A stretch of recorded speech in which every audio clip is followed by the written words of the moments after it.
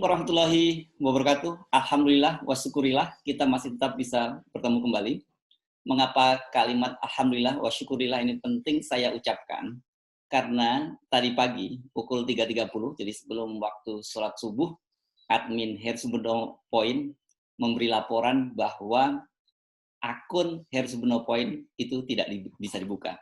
Jadi tulisannya seperti ini, channel ini tidak tersedia di negara Anda. Saya penasaran, kemudian saya mencoba membuka channel Hersubeno Point dan memang kemudian ada tulisan seperti ini.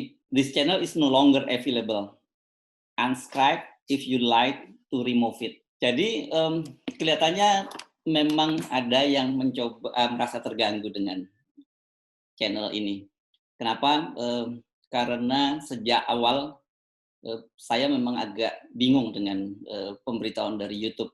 Selalu setiap kali upload konten-konten di Hersubeno Point itu terkena limited, terkena pembatasan. Artinya iklan dan sebagainya tidak bisa masuk. Dan ketika dicek apa pemberitahuannya, yakni berkaitan dengan seksual dan nudity.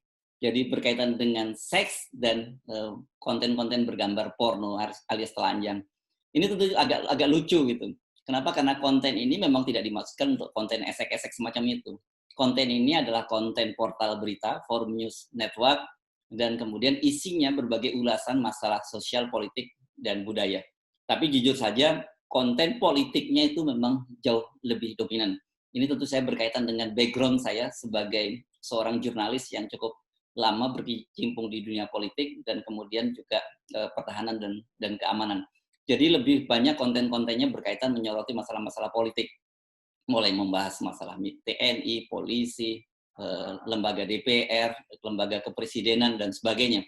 Jadi nggak mungkin dong masa saya membicarakan seorang presiden, saya membicarakan lembaga TNI, membicarakan kepolisian, membicarakan anggota DPR, itu berkaitan dengan seksual dan nudity dan ketelanjangan.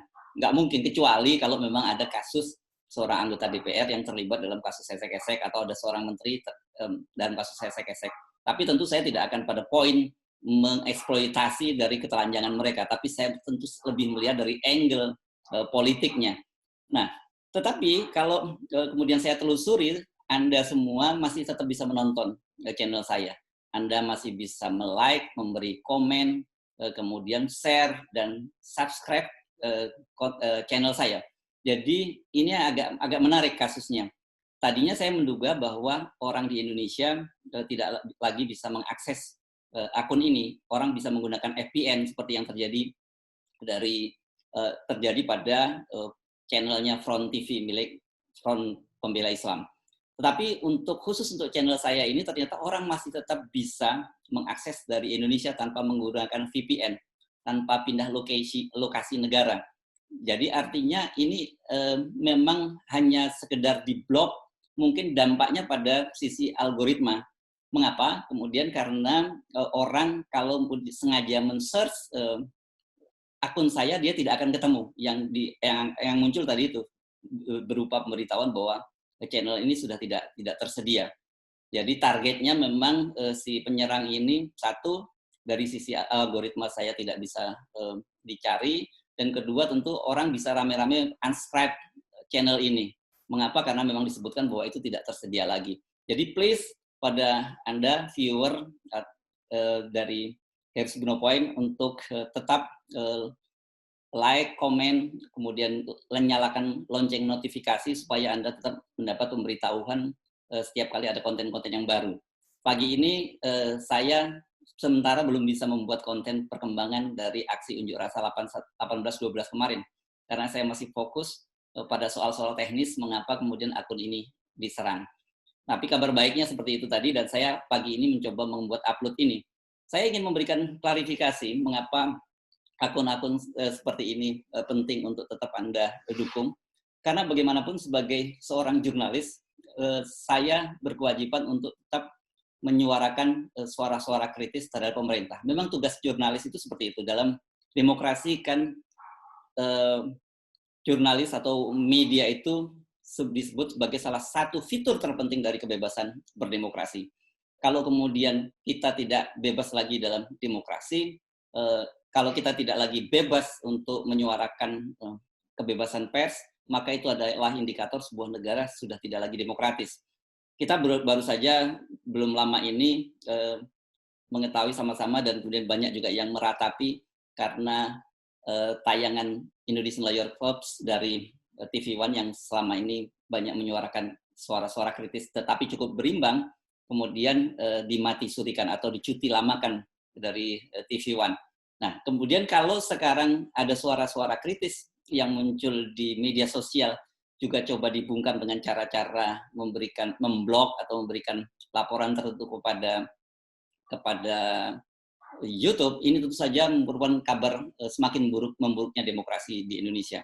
Mengapa penting ada suara-suara kritis? Karena kita tahu saat ini bagaimanapun di parlemen itu sudah tidak lagi berimbang.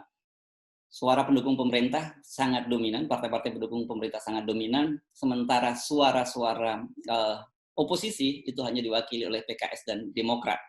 Suaranya cukup kecil, tidak signifikan, sehingga kemudian mengapa undang-undang semuanya apapun yang dimau oleh pemerintah dijustifikasi, disahkan oleh DPR. Civil society pun sekarang kita melihat kan terpecah gitu.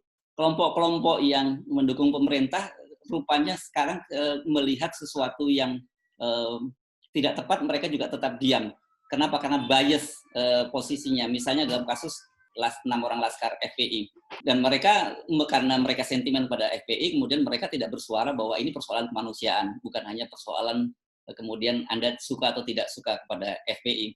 Jadi persoalannya bukan itu.